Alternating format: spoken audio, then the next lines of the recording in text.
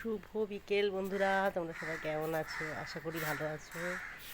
আমি ভালো আছি। একটু আগে ঘুম থেকে উঠলাম। তো ঘুম থেকে উঠে এখন রয়েছি ছাদে, একটু হাওয়া খাচ্ছি। বেশ হুড় করে হাওয়া দিচ্ছে, গরম তো ভালোই পড়ে গেছে। তো ছাদে আছি।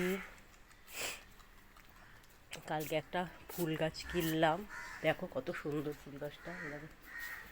দেখো, দেখছো ফুল গাছ।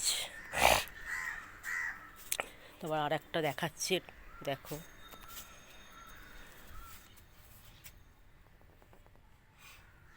দেখেছো, ফুল গাছে ফুল হয়েছে।